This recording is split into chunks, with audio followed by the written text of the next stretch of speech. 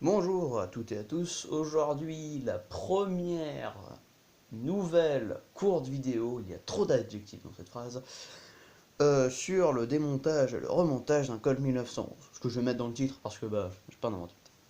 Alors, bon, tout premièrement, oui je sais, ma réplique a l'air un peu dégueulasse parce que, oh mon dieu, la peinture, ah c'est pas bien.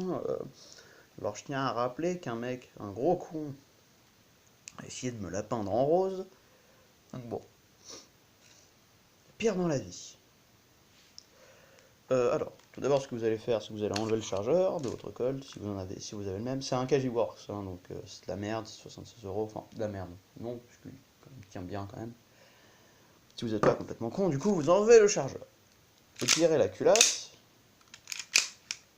hop, et en fait, quand vous tirez la culasse sans chargeur, en fait, elle va se bloquer à un certain endroit, sans le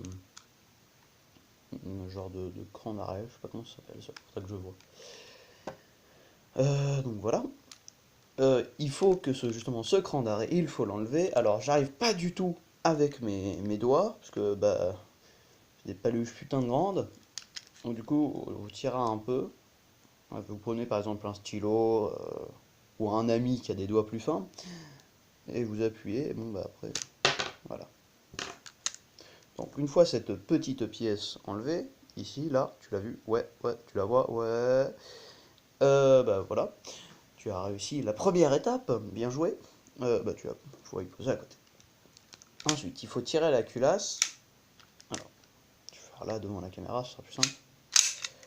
En fait, quand on tire assez loin, ça revient et ça part assez vite. Donc pas besoin d'essayer de tirer comme un bourrin. Si c'est le cas, franchement, évitez. Bon, vous réessayerez. Il faut enlever le ressort avec ce petit bout dont je ne connais pas le nom. Peut-être que je pense à apprendre le nom des pièces. Cette autre pièce que je ne connais pas le nom, oui, je sais, ça craint. Encore une autre pièce dont je ne connais pas le nom. Et le canon. Admirez-le, qu'il est beau ce canon. Oui, oh oui, moi je l'aime, hein. Regardez-le. Waouh. Hop. Alors, maintenant. Donc, cette pièce-là, dont je ne connais encore pas le nom, oui, je sais, ça craint, m'en fous.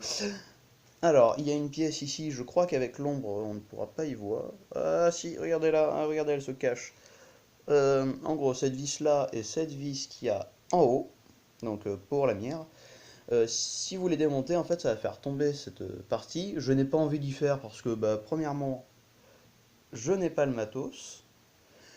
Et ça me pète les couilles de tout refaire. Ouais, je dis la vérité, je suis honnête, ouais. Ouais, ouais.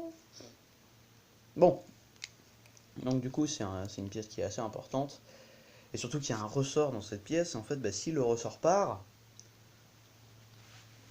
vous êtes un peu niqué quand même. Un peu beaucoup même. Bon, on s'en fout. On va tout refaire du coup. En fait, le remontage, c'est l'opération inverse du démontage, hein. Et oui, j'ai 20 sur 20 sur le test de logique, ainsi que vous. Donc du coup, voilà.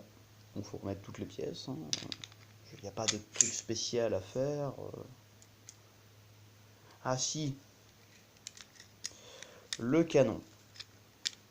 Trop tard, j'ai déjà tout remonté, mais je vous explique.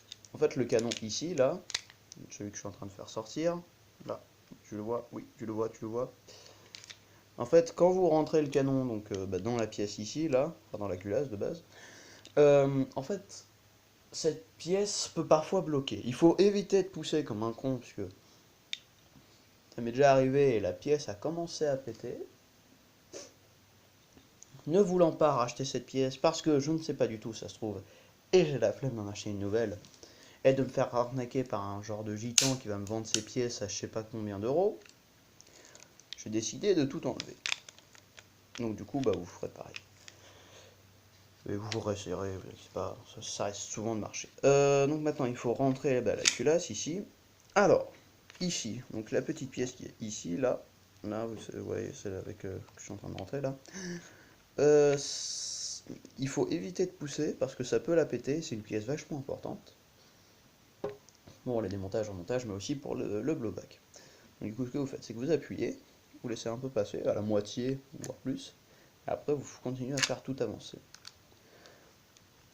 Vous pouvez soit faire comme ça et faire avancer la culasse, vous avez vu, ce rouge c'est moche, soit faire avancer la culasse, ou soit directement tirer comme des bourrins. Mais là, ça risque pas de péter la réplique. On change de côté. Hop. Ici. Alors, la petite pièce qui est ici. Attends, j'essaie de mieux cadrer. Tu l'as vu, je ne zoome pas, c'est moi qui me rapproche de la caméra. La petite pièce ici. En gros, il faut appuyer dessus en même temps qu'on fait avancer cette pièce. Et en fait, il faut réussir à faire bouger les deux. Voilà. Et je pense que vous avez rien vu parce que j'ai trop levé mes mains. Ouais. Bon bah après vous tirez la culasse, hein, ça.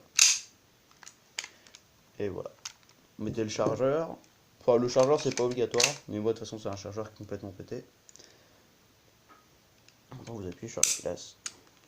Et voilà, vous avez votre Colt 1911 qui a été démonté et remonté. Et bon en fait genre les endroits où il y a souvent plus de peinture, c'est les endroits où il faut souvent entretenir. Donc vous utilisez de l'huile, de la graisse, je sais pas, votre tonton Gérard. Ne mentez pas, on a tous un tonton Gérard. Et techniquement, vous avez tout entretenu. Après, bon, pour démonter, il faudra changer les pièces, ça c'est un peu plus compliqué. Bon, ben moi, vu que j'ai pas eu ces pannes, eh bien, je ferai peut-être une vidéo pour vous expliquer comment on fait. Voilà. Donc, le Colt est maintenant réparé, nettoyé. Bon, pas nettoyé, puisque je l'ai pas fait. Mais voilà. En gros, il y a à peu près tout qui a été fait. C'est la fin de la vidéo.